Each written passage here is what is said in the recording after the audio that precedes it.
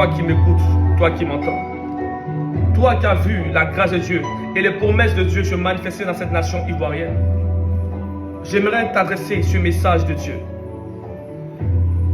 Dans une génération où on voit des docteurs, on voit des savants, des théologiens, ils étaient tous là lorsque cet homme de Dieu est allé se gêner dans le secret. Ils ont acclamé les flèches contre sa vie. Ils ont acclamé les pierres contre sa vie. Et soudainement, quand il est parti, ils se sont réunis. Allons-y, nous allons utiliser son image pour poser les fondements de notre autel, pour poser les fondements de notre église. Réunir la personne et l'acclamant devant le monde entier. Voilà pourquoi, dans cette génération où Dieu a regardé la douleur de son serviteur, il dit, c'est facile, je mettrai à la disposition de cette nation plusieurs manteaux. Des manteaux de grâce et de puissance, des manteaux d'autorité. J'aimerais te poser une question. Toi qui persécutes un point de Dieu véritable, toi qui passes ton temps à ne pas aimer Dieu mais à aimer un homme de Dieu. Écoute-moi très bien. Nous venons faire l'œuvre de Dieu auprès de ceux qui aiment Dieu et non le contraire. Nous servons Dieu, nous ne servons pas les hommes, mais nous servons Dieu auprès des hommes qui le créent. Voilà pourquoi, écoute-moi très bien. Lorsque tu t'attaques à un homme de Dieu, un consacré de Dieu, assure-toi que le Dieu qui l'a visité dans le désert l'a abandonné. Car dans le désert, il y a la tristesse. Dans le désert, on a soif. Dans le désert, il y a la douleur. Dans le désert, il y a l'humiliation. Où tu te poses des questions. Tu regardes à gauche, à droite, il n'y a rien. Tu hallucines. Tu as des visitations. Dans ce désert, il y a un Dieu qui te oint d'une huile favorable, une huile spéciale, une onction terrible. Voilà pourquoi toi qui attaques un point de Dieu, assure-toi que le Dieu qui l'a visité dans le désert l'a abandonné. J'aimerais parler à cette génération. Ils se posent des questions. Jusqu'à quand nous allons entendre ces prophéties? Ces prophètes sortent d'où? Ces jeunes pasteurs sortent d'où? Vous avez obligé ces jeunes à aller se consacrer. Parce que vous avez créé un réseau. Un réseau où si tu n'es pas dans le réseau, tu ne peux pas avoir de visibilité. Écoutez-moi très bien. La main de mon Dieu vient en jugement contre votre vie. La main de mon Dieu vient en jugement contre cette génération. Aimant les grands titres. Se battant pour étouffer cette voie remplie de vigueur et de puissance. Et j'ai réalisé une chose. J'ai compris la parole de Dieu. Lorsque l'Éternel dit dans sa parole, de ces pierres, je peux susciter des adorateurs. J'ai compris que nous sommes ces pierres. Comment est la taille d'une pierre? Une pierre est informe. Une pierre a une taille selon l'atmosphère où elle a grandi. Et tu me poses la question. Prophète, prophétise. Si c'est réellement ton Dieu qui a parlé, montre-nous un signe. Tu n'as pas besoin de te justifier. Lorsque Dieu te donne un message, tu n'as pas besoin de te justifier devant les hommes. Le Dieu qui t'a donné ce message va confirmer que réellement il t'a mis à part, qu'il t'a appelé. Voilà pourquoi cette génération sera jugée sévèrement. Pourquoi? Parce que non seulement vous êtes tombé dans le péché, non seulement vous avez touché un feu étranger et vous avez séduit les serviteurs de Dieu. J'ai entendu une voix d'un ancien qui a dit, viens ici, c'est ici l'or des grands. Viens manger à notre table et tu seras grand. Et j'ai dit non, je refuse. Je veux marcher dans la sanctification. Je veux marcher dans la parole de Dieu. Ils ont peur que cette jeunesse se lève pour aller se consacrer. Ils ont peur de voir les secrets être exposés ainsi. Car celui qui a une douleur reçoit une profondeur de la parole de Dieu. La Bible déclare que Jésus-Christ était rejeté. Homme de douleur, homme de souffrance. Écoute-moi très bien. C'est par ces maîtrissures que nous avons été sauvés. Le Seigneur Dieu Tout-Puissant est terrible. Homme de douleur habitué à la souffrance.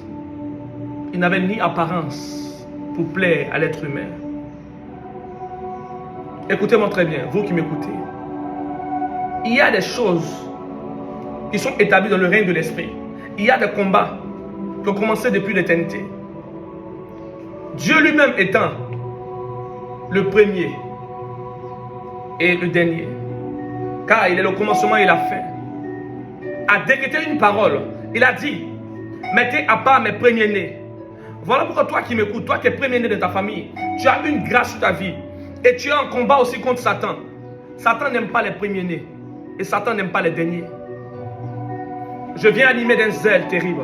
Je viens animer d'une colère ardente. Je vais te donner une parole solide, une parole de mon Dieu, une parole de feu pour te pousser à rentrer dans le domaine de la prière. Dans cette génération où les pères étouffent la nouvelle génération, vous parlez de réveil. Quel réveil? Lorsqu'on voit un homme de Dieu en train de se consacrer et qu'on le voit monter en puissance, on dit ne prophétise pas, c'est pas comme ça on prophétise. Mais si toi tu sais prophétiser, il fallait prophétiser et montrer l'exemple depuis longtemps. C'est à cause de l'état de votre cœur que Dieu a déversé l'huile sur cette génération. Marakados, Leratus Everera, Meresiratus, Meratu Nahavira, Helihava, et le rocher, Miratus et Kiravaya. Écoutez-moi très bien. Je vois la lumière de Dieu descendre dans cette nation. Et voilà pourquoi toi qui te bats sur le manteau de Kakou Sévérin, toi qui dis, non, je suis le futur prophète de cette nation, tu n'as encore rien compris. À l'image de Joseph, Joseph le choisi de Dieu. Joseph le choisi de Dieu. Ses frères ont récupéré son manteau et sont venus mentir qu'il est mort, enfin d'hériter de cette gloire qu'il avait. Mais qu'a été la vie? Échec sur échec. Voilà pourquoi ceux qui ont critiqué cet homme de Dieu et qui ont attendu après son décès pour dire nous sommes ses véritables enfants, race d'hypocrites, régnant un oint de Dieu de son vivant et formant un club pour l'acclamer, afin de se saisir de son témoignage pour avoir une renommée dans une nation. Vous tuez toujours les prophètes, vous tuez toujours les choisis de Dieu. Vous attendez toujours après le départ pour les célébrer. Mais cette génération ne mourra pas. Cette génération ne mourra pas. Car c'est maintenant que cette parole s'accomplit. Dans cette génération sortira des hommes aiguisés de la parole. Nous sommes en guerre. Je suis venu comme un soldat sortant de l'autel de Dieu pour venir appeler à tous ceux qui sont tombés dans la bataille, dans le péché, dans la perversité, dans la sécheresse, de sortir et de répondre maintenant sur la ligne de combat. Vos frères sont levés, sont en train de prophétiser. Vos frères sont levés, sont en train de faire des ministères. J'entends des docteurs, des véritables docteurs. Et voilà pourquoi dans le lieu où je suis en train de vous parler, lorsque Dieu souffle un vent, peu importe votre club, peu importe votre réseau, vous ne pouvez rien. Si ce mouvement vient de Dieu, vous ne pouvez rien. La main de l'Éternel s'élève maintenant. La droite de l'Éternel s'élève maintenant. Voilà pourquoi j'aimerais vous dire, malheur à vous qui prophétisez dans la chair, pour essayer de vous faire voir devant les hommes. C'est le temps où le nom de notre Dieu doit être élevé dans cette génération. Je suis rentré dans une profondeur de prière. J'ai dit, Père, quelle est la situation géographique de l'église dans ma nation? J'étais ravi en extase. Et pendant que je marchais, j'ai vu des homosexuels. J'ai vu des êtres efféminés. J'ai vu la perversité. Le Seigneur m'a regardé, il a dit, regarde, voici l'état de l'église de ta nation. Hey! Quelle est cette génération où les pères aiment les honneurs, mais sont incapables de donner et de situer la génération sur la révélation que Dieu les donne dans le secret, aimant le plaisir, aimant les faveurs des autorités, mais régnant le peuple, régnant tous ces hommes qui sont dans le péché. Dieu a besoin des gens sincères. Dieu a besoin des gens sincères. J'aimerais donner un message à tous ces bishops, à tous ceux qui ont aimé les titres. Ainsi, je suis le général tant. Ainsi, je suis l'archibishop. Écoutez-moi très bien. Dieu utilise un homme, l'en évente parmi le peuple, afin de le consacrer, afin qu'il ait la force de relever autrui. Pourquoi? Parce que lui-même étant pécheur, avec l'expérience qu'il a eue dans le secret, vient maintenant pour attribuer maintenant à cette génération tout son savoir. Mais au lieu de cela, vous aimez les titres. Vous régnez l'Éternel Dieu Tout-Puissant. Vous combattez les jeunes serviteurs de Dieu. Écoutez-moi très bien. S'il n'est pas permis à un homme de prophétiser, si un prophète doit prophétiser seulement que le bonheur, écoutez, lisez la parole. Je vais donner un verset. Matthieu 10, verset 34. Le Seigneur Jésus-Christ dit, ne croyez pas que je suis venu apporter la paix sur la terre, mais je suis venu apporter l'épée. Écoutez-moi très bien. Vous ne comprenez pas la révélation de la parole de Dieu. Nous sommes en guerre, nous sommes de cette génération, là où l'Apocalypse a commencé. Dans cette génération où l'élite, tous les illuminés, les formations ont compris qu'il fallait récupérer ceux qui avaient des grâces et des étoiles. Mais vous, cette génération, vous combattez ceux qui ont la grâce, ceux qui ont des étoiles. Oh, ce prophète a commencé à voir. Allons-y, on va l'éteindre. Cet homme de Dieu a commencé à voir. Allons-y, on va l'éteindre. Lorsque vous voyez le prophète en train de monter dans une dimension, vous envoyez des femmes pour le séduire. Et s'il résiste à ces femmes, vous envoyez un réseau. Dans le réseau, là où il doit être initié, afin de grandir en puissance. Et là où il doit prêcher par le réseau. Et le réseau maintenant va commencer à exposer maintenant son étoile. Si vous refusez que nous ayons une église, la rue, chaque endroit, les réseaux sociaux seront une église pour nous. Et voilà pourquoi j'aimerais dire à toi qui es endormi, à toi qui es couché, c'est de ta faute si aujourd'hui tu es empoisonné par ces faux hommes de Dieu. Parce que tu as refusé de jeûner, tu as refusé de te consacrer à Dieu, tu as refusé de rechercher la face de Dieu très haut.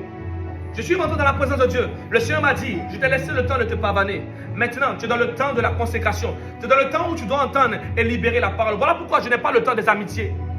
Peu importe le jugement que vous aurez sur ma personne, je n'aurai pas le temps de toutes ces choses. Car dans le désert, il n'y avait personne. Dans le désert, il y avait la voix de mon Dieu. Dans le désert, il y avait la voix de mon Dieu. Dans cette solitude où je versais des larmes de douleur, je suis un prophète de douleur. Dans la douleur, Dieu m'a appelé. Dans la douleur, il m'a consacré. Dans la douleur, je suis allé en extase. J'ai entendu, j'ai vu. Et je viens vous faire part de cela. Personne ne pourra empêcher le réveil de Dieu. Personne ne pourra le faire. Car si un vent vient de la part de l'Éternel, malheur à ceux qui vont lutter contre ce vent seront emportés. Et voilà pourquoi dans le lieu où tu m'entends, dans le lieu où tu m'écoutes, dans le lieu où tu me vois, je viens comme un lion sortant de l'autel de mon Dieu pour t'appeler maintenant à rentrer en temps de repentance. Oui, dans ce temps de repentance, c'est dans ce temps de repentance qu'on retrouve la faveur de Dieu. On se pose la question, n'est-ce pas cet homme qui aimait se pavaner dans les bars? N'est-ce pas cet homme qui aimait se pavaner au milieu des femmes joyeuses? Le voici en train de parler de la parole de Dieu. Oui, ça nous a contaminés. J'aimerais parler à une femme de Dieu, à une servante de Dieu. Écoute-moi très bien. Tu n'as pas besoin d'impactation d'un homme de Dieu. Tu as juste besoin de rentrer dans le secret, de rentrer dans la présence de Dieu. Tu as juste besoin de rechercher la face du Dieu très haut. Tu as juste besoin de prier pendant des heures en langue et de recevoir la grâce de Dieu. Dans cette génération où on voit des personnes tomber en voyant l'hérésie dans la nation, et pendant qu'on attend qu'un père vienne corriger cela, le père vient et dit, c'est un vrai homme de Dieu, vous pouvez le suivre. Abomination. Vous serez jugés. Et le sang de ces jeunes qui a coulé dans ces nations va retomber sur vous. Dans cette génération où j'ai entendu des jeunes s'élever, nous allons sortir et marcher pour un politicien. J'ai vu plusieurs jeunes mourir comme ça. Le sang qui a coulé, la Côte d'Ivoire, la terre de cette nation a récupéré le sang. J'entends tristesse, j'entends vengeance. Et voilà pourquoi j'aimerais vous dire, si vous avez le courage de sortir et pour marcher pour les politiciens, il est temps de sortir pour marcher pour Jésus-Christ de Nazareth. Vous étiez prêts à prendre des armes pour un leader. C'est le temps de prendre les armes spirituelles pour le Dieu créateur. Celui-là même qui peut vous donner le souffle de vie. Celui-là même qui peut changer votre destinée. Si tu peux te battre pour un humain, alors, et celui maintenant qui t'a donné le souffle de vie, celui qu'on appelle le miraculeux, le Dieu qui guérit les malades et les paralytiques. Je ne suis pas venu jouer avec toi, je ne suis pas venu rire. L'onction que Dieu m'a donné ça dans l'humiliation. J'essayais de chercher ne serait-ce qu'un soutien de part et d'autre. Je n'ai pas vu un soutien, c'est la voix de Dieu. Je suis ton Dieu, je suis ton Dieu. Tu es mon serviteur. Il est temps maintenant que tu écoutes. Il est temps que tu écoutes. Dans ta douleur, je t'ai annoncé beaucoup de choses et tu n'as pas écouté. Écoutez-moi très bien. L'heure est arrivée maintenant où Dieu appelle cette nation à un jugement terrible. Le jugement commencera dans la maison de Dieu. Je suis sorti dans le péché. Je suis revenu dans la maison de Dieu. Je pensais que j'allais être vraiment en sécurité. C'est là-bas que j'ai vu la sédition. J'ai vu toutes sortes d'offres. Viens, rentre, viens manger sur notre table. Tu auras l'onction que tu veux. Mais si je voulais manger sur cette table pour avoir l'onction, j'allais rester dans la vie de péché. Je refuse d'abandonner le péché et rentrer dans la maison de Dieu et être dans le péché, dans le secret, avec des faux hommes de Dieu. Je parle comme un témoin clé. Un jour, je vous donnerai le témoignage véritable. Un jour. Dans cette génération qui est pressée, chacun veut avoir l'impartation d'un père spirituel. Écoute-moi très bien. Si tu oublies, si ton père a une grande renommée et qu'il a touché au feu étranger, ça ne sert à rien d'être impacté. Vaut mieux aller faire un pacte avec le diable directement. Parce que le feu étranger va te contaminer. J'ai vu plusieurs personnes que j'admirais dans le secret. Je les ai vues se souiller. Dans un moment de prière, je me posais la question, pourquoi Dieu m'a donné le nom du prophète Elishama? Il m'a dit, je vais te révéler les secrets de toutes ces personnes qui sont tombés dans le péché. Et je suis sorti avec un zèle pour dénoncer. Et après, j'ai compris une seule chose. Je vais prier pour ces personnes, car ils étaient choisis de Dieu, afin d'apporter un réveil. Comment l'ennemi a fait pour les faire tomber? Comment l'ennemi a fait pour les séduire? Voilà pourquoi toi, génération qui m'entend, toi, génération qui m'entend, écoute-moi très bien. Ne regarde pas ma personne, mais regarde au Dieu qui m'a appelé, au Dieu qui m'a poussé à te dire ces paroles, qui ne vient pas de ma personne, mais qui vient de lui. Dans le lieu où tu recherches la présence de Dieu, dans le lieu où tu recherches une onction terrible, tu veux un code prophétique, tu veux un code pour voir dans les nations, tu veux un code pour opérer dans une dimension. Tout ce qu'on dit, là où dans cette nation où on voit des zéros, là où on voit des personnes qui s'animent avec des épées, et se disent avoir la gloire de Dieu. Écoutez-moi très bien. Le secret véritable de l'onction est écrit dans la parole de Dieu. Jésus-Christ dit quoi dans la parole de Dieu? Je vais vous dire ce que Jésus-Christ dit.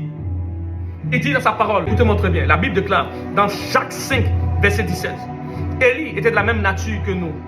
Il pria avec instance, afin qu'il ne plût point. Et la pluie n'est pas tombée pendant 6 mois et 3 ans. Alors toi qui m'écoutes, toi qui dis que tu auras une onction à travers une épée, toi qui dis que tu auras une onction à travers un archibishop qui va t'imparter, afin que tu puisses voir des gens tomber. Il dit quoi dans sa parole? Ne soyez pas heureux de voir des démons tomber sur le nom de Jésus-Christ de Nazareth. Les démons ont l'obligation de tomber sur le nom de Jésus-Christ. Ce n'est même pas à cause de vous. Quand vous êtes dans des églises et que vous avez bâti votre église sur l'empire, sur le sang, si les gens tombent, c'est à cause du nom de Jésus-Christ. Si un démon commence à avoir peur, c'est à cause du nom de Jésus-Christ. Ce n'est même pas à cause de vous. Vous avez perdu votre gloire. Voilà pourquoi écoutez-moi très bien. Écoutez-moi très bien attentivement. Écoutez-moi très bien. Élie était de la même nature que nous. C'est avec instance qu'il priait. Ce n'est pas avec une épée. Ce n'est pas avec une consécration bizarre. Là où on veut dénaturer l'évangile de Dieu. Dans la parole, on peut trouver la véritable source. Dans la parole, on peut trouver la nourriture solide. Je viens te parler à toi qui a recherché l'onction véritable. J'ai connu un homme de Dieu dans ma nation. Et j'étais dans un moment de jeûne et j'écoutais ses cassettes. Et lorsqu'il disait qu'il allait faire un moment de jeûne, 40 jours de jeûne. Et Dieu lui a dit, ne critique pas les hommes de Dieu, mais toi, consacre-toi. Alors j'ai compris une seule chose. Je ne vais plus dénoncer, mais par la parole, vous saurez qu'est-ce que l'évangile véritable. J'aimerais appeler à tous ceux qui ont un zèle pour la nation, qui ont un zèle pour la parole de Dieu. Lisez votre parole. Lisez la parole de Dieu. Lisez l'évangile de Dieu. Lisez l'évangile de Dieu. Elle va vous protéger de tous ces faux hommes de Dieu. Et priez pour vos leaders. Priez pour ceux qui sont consacrés à Dieu. Car chaque jour, il y a la séduction.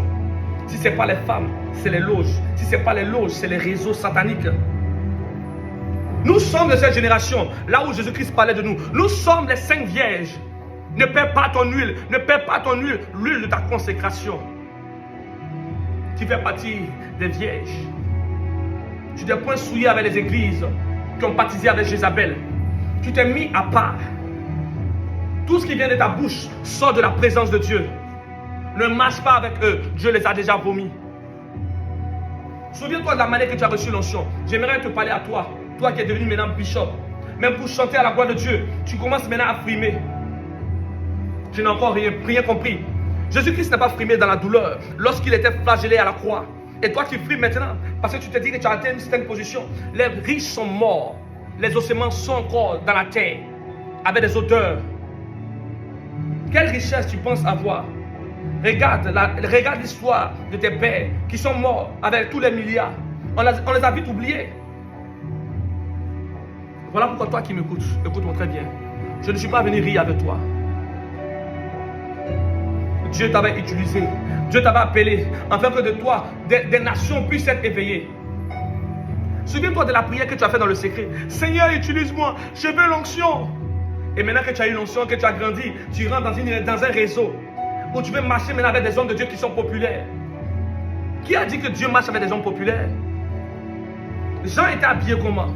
C'est à cause de vous que j'ai écrit comment Jean était habillé. Parce qu'il savait que dans la génération qui allait venir, chacun allait chercher à être habillé ainsi.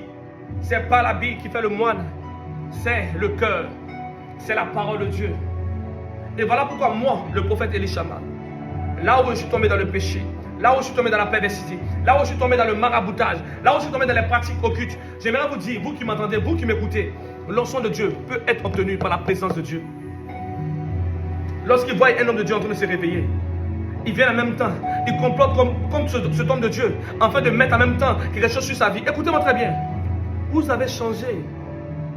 Vous êtes comme des pharisiens qui venaient pour piéger Jésus-Christ avec des passages. Ils avaient cette explication, mais ils voulaient piéger Jésus-Christ. Des docteurs de la loi qui se cachaient dans le secret. Oh, homme de Dieu, révèle-nous la compréhension de ces choses. Comment un homme peut naître de nouveau? Vous qui devez être autrefois des maîtres, vous voici en train de prendre la nourriture, le lait. Voilà pourquoi, toi qui te caches pour suivre mes vidéos, tu es homme de Dieu et tu te caches pour suivre mes vidéos. Ce n'est pas dans le secret que tu vas te cacher. Si tu te caches, c'est que tu n'es pas un oint de Dieu. Un oint de Dieu, c'est reconnaître l'onction de Dieu. Un oint de Dieu, c'est reconnaître la parole qui vient de Dieu. Et la Bible déclare, les brebis connaissent sa voix. Les brebis de Dieu savent reconnaître la voix de Dieu. Si tu es oint de Dieu et que tu aimes honorer ces hommes de Dieu qui sont populaires parce qu'ils ont toutes sortes d'argent dans une autre nation, et que tu réunis un seul serviteur de Dieu qui t'attendent en recherchant la volonté de Dieu, et tu penses que tu es arrivé, tu n'es nullement arrivé. Vous parlez de génération. À quel âge Jésus a impacté? À quel âge? Il n'avait même pas votre âge. À votre âge, vous êtes incapable d'apporter le réveil à des jeunes, vous les combattez dans le secret. Je vous appelle à la repentance. Vous qui avez touché au feu étranger, vous qui avez perverti votre robe à travers des rapports sexuels notoires dans les lieux de culte. Et quand vous voyez un oint de Dieu, vous le séduisez. Avec quoi? Une invitation. Viens, rentre dans notre club et tu seras célèbre. Quelle célébrité? Une célébrité entachée de souillure. Je ne viens pas pour vous détruire, mais je viens vous appeler à la repentance. Lorsque Jésus-Christ a envoyé un ange parler à Noé, Noé a prêché jusqu'au jour où le déluge est venu surprendre les personnes. C'est comme ça à votre génération.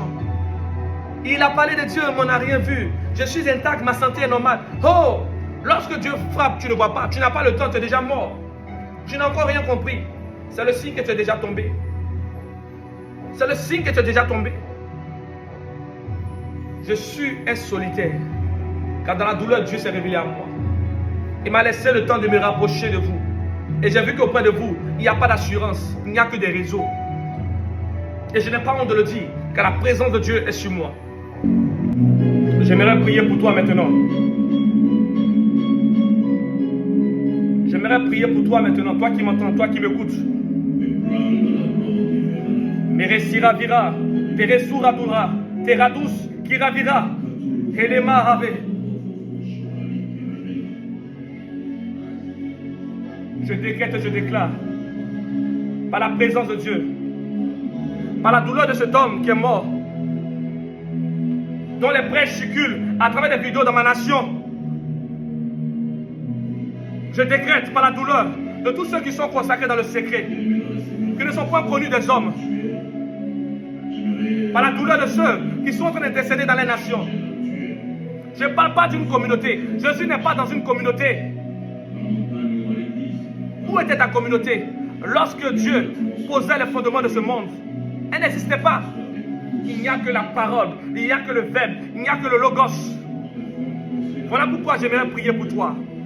Je prie que là où tu es tombé dans le péché, il est temps de te repentir.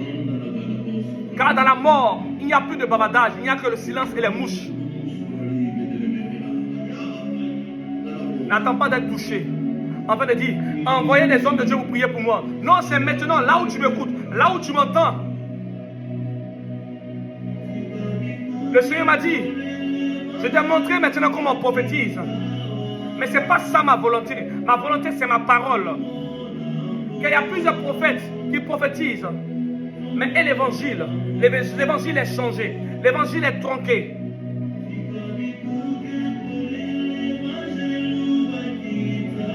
Jean-Baptiste n'avait pas de voiture de luxe. Élie, le Tibite, n'avait pas de voiture de luxe.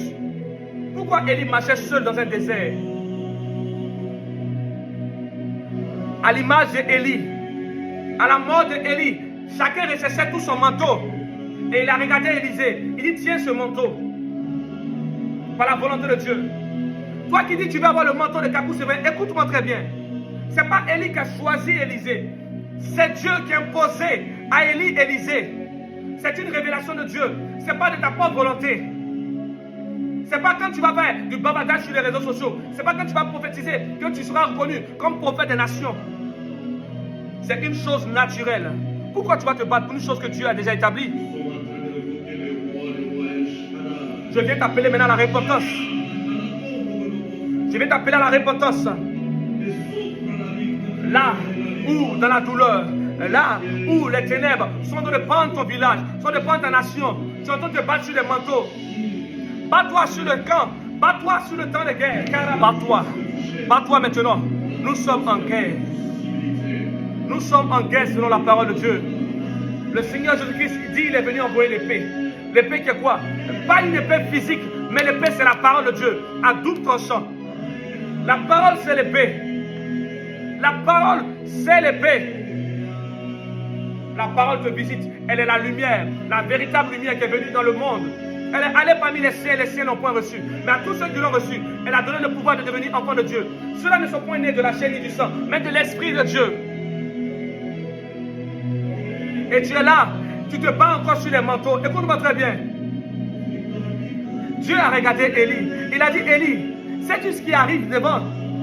Il y a des manteaux qui arrivent. Il y a le manteau de Pierre, l'apôtre. Il y a le manteau de Jacques, l'apôtre. Il y a le manteau de Paul, l'apôtre. Les manteaux sont disponibles dans cette fin des temps.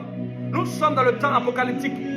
Là où les gens veulent établir le réseau de l'ordre mondial. Toi, tu es encore à ce petit niveau. Je t'appelle à la prière. C'est de ta faute si aujourd'hui il y a de faux hommes de Dieu. Parce que tu as refusé de prier. Tu as refusé de lire la Bible la nuit. Si tu refuses d'être une lumière pour ta famille, alors tu seras bouffé par ceux qui te combattent dans le secret. Voilà pourquoi lorsque je rentre dans une église, même quand on veut me poser les mains, je dis toujours, lorsqu'on veut me poser les mains, je dis toujours, Seigneur, si cet homme n'est pas de Dieu, qui veut poser des fondements sur ma vie, je prie par l'alliance que j'ai avec toi, que ces paroles mensongères se retournent contre lui-même. Fais cette prière quand tu vas dans un réseau, lorsque tu vas dans une église, ça va te protéger le jour où on veut te faire du mal.